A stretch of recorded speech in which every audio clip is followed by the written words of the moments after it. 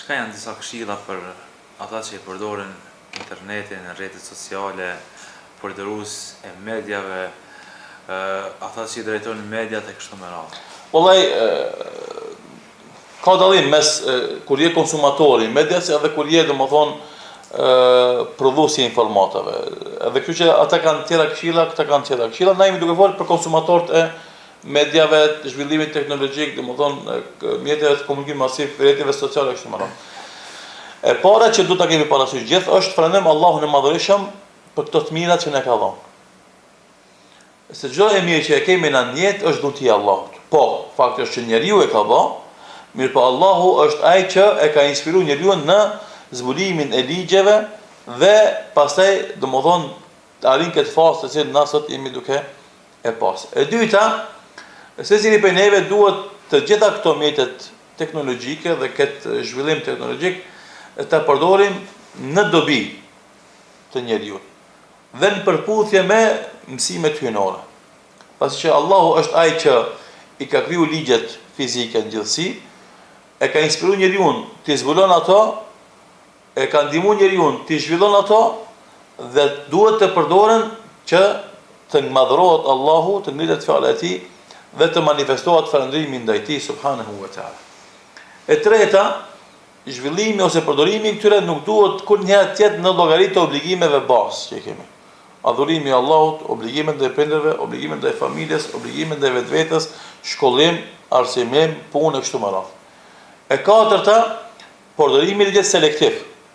Përdorimi i të mirës për të mirën dhe mos përdorimi i të keqes për të keqen. Nëse na nuk kemi qasje selektive, të përdorim atë që është e mirë dhe dobishme, e të bërtisim atë që është e keqe dhe dëmshme, padyshim se atëherë do të humbim, më shumë se që do të fitojmë, edhe atëherë do të kalojmë që të bëhet e ndaluar përdorimi i këtyre, jo i lejuar. E pesta është që përdorimi i kësaj duhet të jetë për të ndihmuar të tjerët në largimin nga përdorimi i keq dhe ndihmimi për përdorim të mirë, sepse domthonë kjo është një botë ku takosh me shumë njerëzish. Ata kanë ardhur në hapësirën tonë të mirë, po 90% janë në hapësirën e keqe. Ata ta shfrytësh që ti thrasësh ata në hapësirën e mirë dhe përdorimin e mirë dhe të largosh nga përdorimi i keq. Dhe në mod tjetër është që përdorimi i tyre të jetë i balancuar zakonisht mes këtyre obligimeve, kësaj të rësie të obligimeve ndaj Zotit, ndaj familjes, ndaj vetes, ndaj shoqërisë, që mos të jetë në llogari të diçkafit edhe të dëmtohet. E gjashta ose e shtata është posedimi i një filtrit, kjo vlen sidomos për informatat dhe informacionin, posedimi i një filtrit që mos bëhesh viktim pastaj i dezinformatave. Edhe kjo ndodh, shpembull në rrjetet sociale shpeshherë nxjerrin njerëzit tituj bombastik që me argumente fetare, me logjikë shëndosh nuk kanë kohë ata lajme, nuk e kanë kohën tani ato lajme. Edhe njerëzit bëhen viktime këtyre lajmeve, plasimit këtyre lajmeve dhe i kap ata panika, ose stresi, ose shqetësimi. Për shembull, njëra prej lajmeve që u plasu dje dhe sot, NASA pas ka paralajmëruar se në fund vjetorit pas ka marrë 3 ditë terr pa dritë. Edhe tash i rrok panika njerëzit, çka do ndodh? Mos e kiameti, kiameti ka vakt për ndodh. Pse ka ardhur Muhamedi sallallahu alaihi wasallam e gjerë më sot, thotë unë dhe kiameti jemi kështu. Si dy gishtat e gustë kishte mëse. Do të sa vite kanë kaluar dhe është afër. Mirë, po janë shenjat e vogla, shenjat e mesme, shenjat e mëdha. Pa ndodh ato s'mund të kiameti, kështu që se ka lëmur NASA se kanë marrë 3 pa ditë ose terr. Kjo s'do të thonë që ka marrë kiameti, se s'ka ndodhur asnjë shenjë e madhe për shenjat e kiametit. E kështu që kur ka një detyrim, kur ka filtr, këtë informata i filtron edhe i kupton në mënyrë pozitive dhe nuk krijon panikë të ajë. Edhe ajo që është më e keqe se njerëzit që kanë mungesë të informatave, të detyrisë, të filtrave, subhanallahu janë, si më thon, para përgatitur me qenë viktime këtyre dezinformatave. Edhe i kapin këto dezinformata si me i kon peshk atë kurthën, atë grepin që e kapa.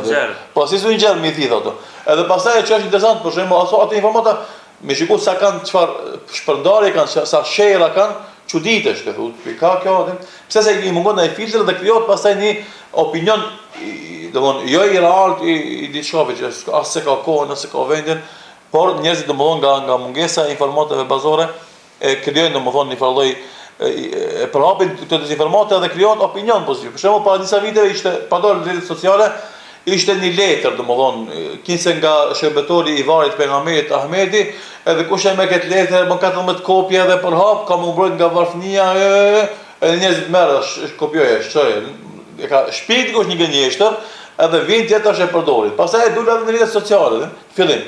Por rrjetet sociale kanë një mundësi që edhe komunikimi është masiv, edhe korrigjimi është më i shpejtë. Edhe u korrigju tregon se kjo është gënjeshtër, pra s'ka lidhje dhe u zhduk. Mirë po, do të ketë vazhdimisht njerëz që kanë me tentuar me plasu një gjëra të tilla. Për shembull, dukuritë e ndryshme në botën islame, problemet në botën islame, qasja ndaj tyre. Zakonisht domethënë ato kalojnë informatat rreth ndodhive në botën islame, kalojnë fikta të ndryshëm në përputhje me interesat e forcave të ndryshme botënore.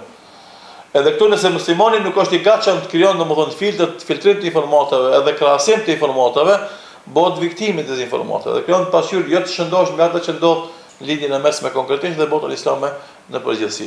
Dhe domethënë fillon krijon qëndrim negativ ndaj lëvizjeve të muslimanëve, ndaj angazhimit të muslimanëve, ndaj kontributit të muslimanëve, edhe për një përkrahje të çështjeve domethënë të muslimanëve bëhet në një domethënë dyshuesi në agjendën dhe kauzën e tyre që padyshim është gjë shumë e keqe sepse i mungon filtri dhe pra filtri është shumë i rëndësishëm kur ta kemi. Pastaj kujdesi për moshën e fëmijëve që lidhen me këto zhvillime teknologjike. Fëmijët, shkolla fillore, adoleshentët e mesme, domethënë kemi kujdes se sa kohë u japim dhe në disponim atyre, se fakt janë mjete të dobishme dhe të nevojshme, mirë po shumë herë dy të qëndronë edhe mjete të dëmshme që i largojnë nga ajo që është më e arsyeshme dhe më e dobishme. Prindrit duhet të jenë në nivel të përcjellin trendin e zhvillimit teknologjik për të korrigjuar ose për të kontrolluar pastaj përdorimin e mirë apo të keq të këtyre mjeteve teknologjike nga fëmijët e vet, nëse nuk ata nuk kanë trend normalisht nuk mund të arrijnë të kenë kontroll të mirëfillt. Pra këto do të ishin disa këshilla përfundimtare, domethënë lidhe me temën e zhvillimit teknologjik, internetit, rrjeteve sociale, komunikimit masiv dhe shoqërive tona.